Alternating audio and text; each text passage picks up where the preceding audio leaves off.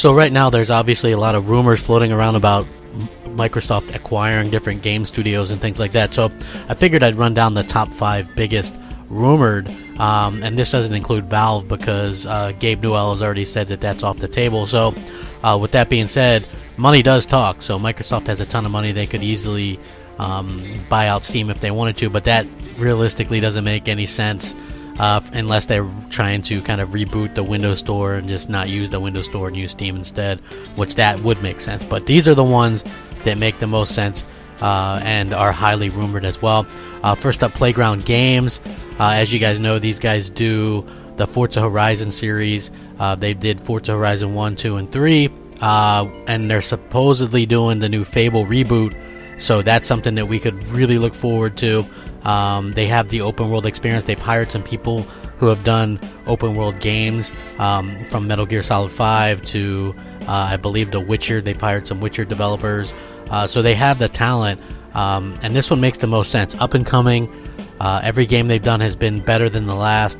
It makes sense on every single level that you could think of. Next up, Moon Studios. This one isn't as flashy.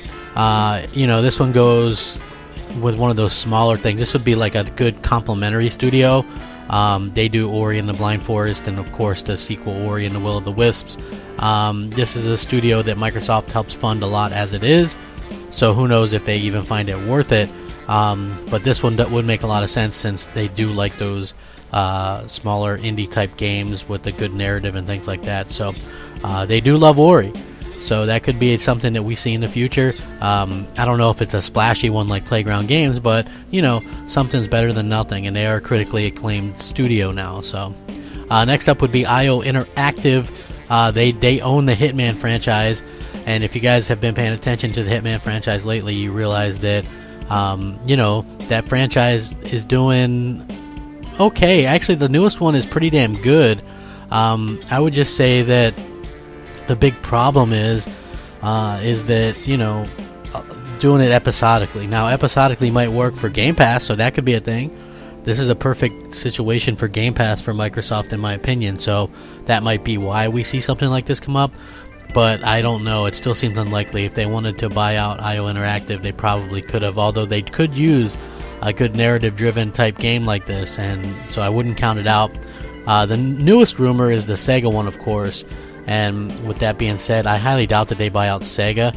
I would more or less think that they're trying to make some kind of deal with Sega for certain games, or maybe have their studio work on a certain game, or maybe even try to buy out a studio. Who knows? But I wouldn't expect them to completely buy out Sega because it doesn't really make sense, and it's a little bit touchy with how an American company can buy out a Japanese company. So we'll have to see what happens with that. Last but not least, EA. This one is probably the one that like fanboys and things want the most. Honestly, if they were to buy EA, literally nothing would change for us Xbox fans, except for the most hated game company. EA would now be with the most hated, owned by the most hated console company, Microsoft. So yeah, there's that. But honestly, all the games would stay multi-plat, most likely, and that's the only way Microsoft would make their money back. And with that being said, it's not worth the hassle and the hate to own those games. It just doesn't really make sense. Although it would make sense if Microsoft wants to put those games launch day and date in Game Pass, because they need that kind of content.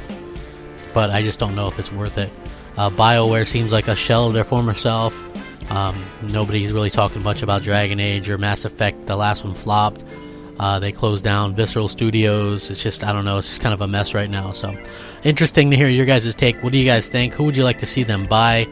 Sound out, rate, comment, subscribe. Rack 'em up. Crapgamer out.